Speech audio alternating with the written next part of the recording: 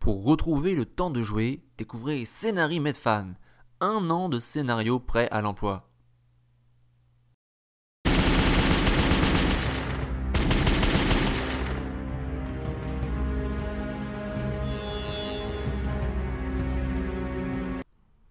Bonjour et bienvenue sur Rollist TV. Nous sommes aujourd'hui ici pour parler de Barbarian of Lemuria et surtout en faire la critique. Et oui, Barbarian of Lemuria est un jeu de rôle que vous trouverez principalement sur lulu.com. Ne le cherchez pas en boutique, ne le cherchez pas sur internet, hormis lulu.com, il n'y a que là où vous le trouverez. Pourquoi ? Il y a tout simplement parce qu'il a été écrit par, qu'il est édité par les Livres de l'Ours. Ce n'est pas un éditeur pro, ce n'est pas non plus de l'amateur complet, c'est l'étape intermédiaire. Et Barbarian of Lemuria vous propose de revisiter Conan le Cimérien, Elric, Kane ou encore le Souricier Gris dans un univers résolument Sword and Sorcery. Ce jeu de rôle a particulièrement buzzé il y a quelques temps, stimulant nombre d'aficionados du forum Casus No par exemple. Alors que pour moi les vacances sonnaient, je me suis dit qu'une saine lecture à base de barbares musclés, de sorciers vicieux et de princesses nubiles pouvait être un bon cocktail pour le bord de mer. Donc sans plus attendre, on va voir maintenant le résultat de la lecture, voyons ce que Barbarian of Lemuria a dans les tripes. Donc déjà, Barbarian of Lemuria, de quoi ça parle ? Ce jeu prend place en Lémurie, alors que l'humanité prend enfin son essor. Par le passé, le monde était dominé par de vicieux rois sorciers. Les hommes et autres races de Lémurie étaient soumis à leurs désirs. L'ambition de ces êtres était telle qu'ils décidèrent d'invoquer un dieu sombre, Ahriman, pour en faire leur serviteur.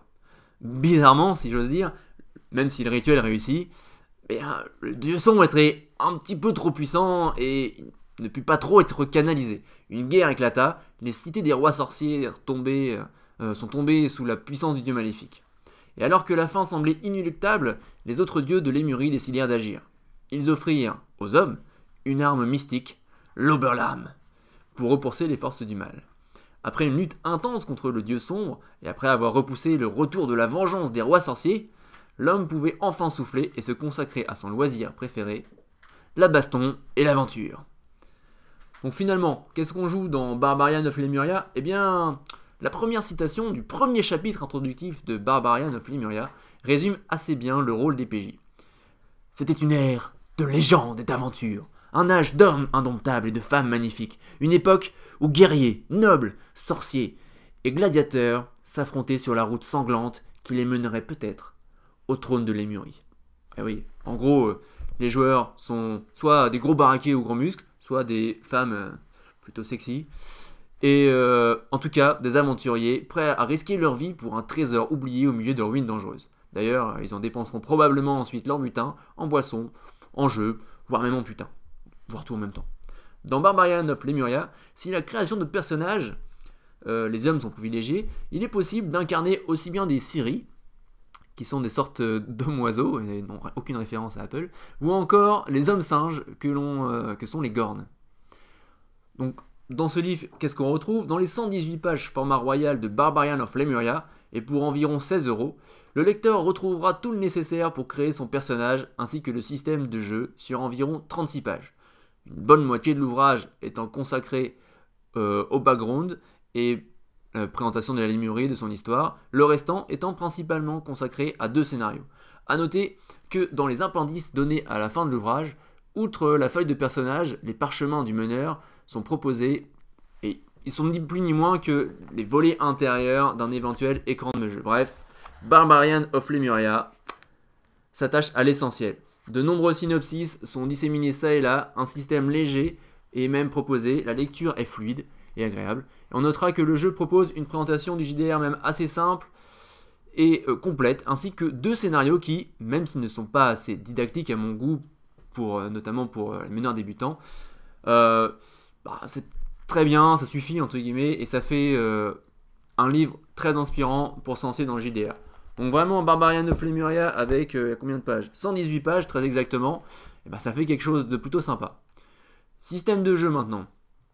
Côté système, c'est du simple, du rapide, suffisamment bourrin pour bien passer dans un univers pulp. La création de personnages est basée sur un système d'attributs, d'aptitudes de combat, mais aussi de carrière, qui sont autant de regroupements de compétences. Une sorte de freeform de compétences si l'on veut. Ainsi, si vous prenez la carrière de médecin, vous saurez certainement réaliser les premiers soins, même faire un peu de chirurgie, et éventuellement, forcément, vous serez aussi capable de torturer des pauvres âmes, appuyer là où ça fait mal, et vous aurez potentiellement quelques connaissances en poison, enfin je veux dire en médicaments. Bref, tant qu'il y a une certaine logique dans une action liée à une carrière, ça vous sera pratique. Par la suite, il vous suffira de vous munir de 3d6. Dans la majorité des cas, il ne suffira d'en lancer que 2d6. D'ajouter soit le score de la carrière, de l'attribut ou de l'aptitude de combat en fonction des besoins. Ajoutez-y ensuite les modificateurs pertinents. Et il vous suffira au final de dépasser 9 pour réussir une action. C'est là le principal des règles. Certains éléments après viendront pour fignoler l'ensemble. Ainsi, dans un jeu où on joue des héros, il y a forcément des points d'héroïsme. Eh bien, Barbarian of Lemuria ne déroge pas à la règle, et les points d'héroïsme vous permettront d'ajouter une touche résolument pulp à vos parties. Un élément intéressant aussi dans Barbarian of Lemuria, un truc que j'ai bien aimé, outre son système léger et facile à prendre en main, il s'agit de l'utilisation des XP.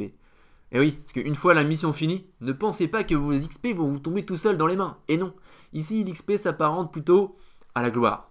Et lorsque vous êtes seul au milieu d'une caverne, quand vous avez tué héroïquement ce gros monstre poulpique tout seul, si vous êtes tout seul, personne ne risque de le savoir. Et il vous faudra donc narrer bruyamment vos exploits à la taverne du coin en dépensant votre butin d'une façon plutôt exotique pour récupérer un max d'XP. Ça change un peu, ça casse pas trois pattes à un déodargue, mais c'est sympathique.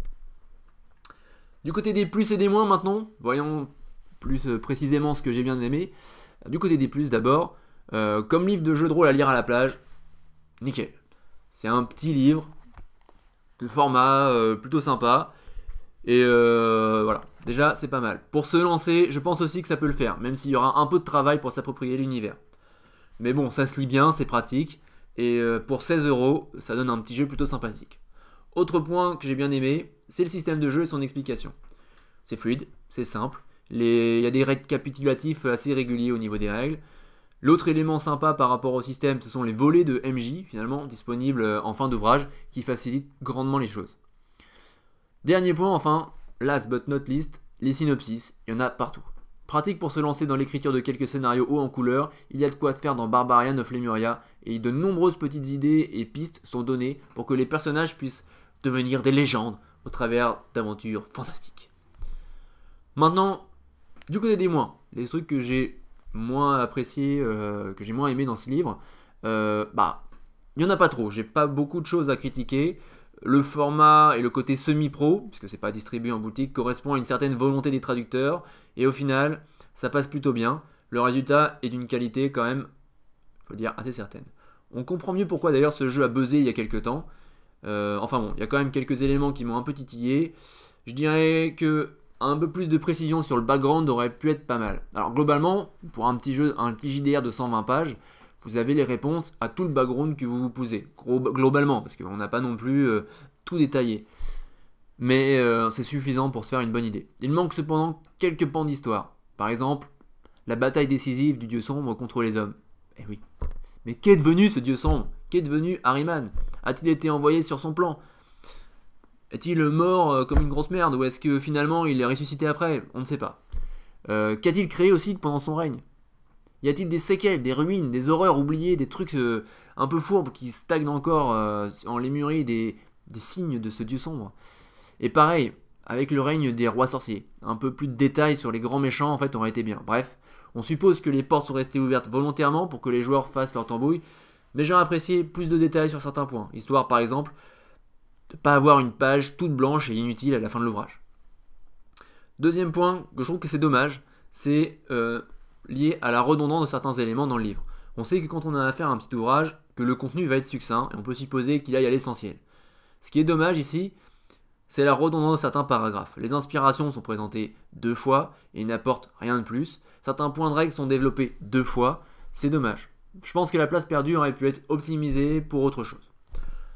En conclusion pour ce Barbarian of Lemuria, eh bien, la limite entre le jeu amateur et le jeu pro, on le sent, et au final, c'est plutôt pas mal. Le côté amateur, vous le sentirez du côté de la maquette et des illustrations qui ne sont pas de qualité égale, même si c'est entièrement dessiné par le Comf. De même, Il n'est pas diffusé en boutique et donc vous le trouverez seulement sur lulu.com. Cependant, il faut bien reconnaître que la qualité d'écriture, le système de jeu et le matériel fourni sont plutôt du côté pro.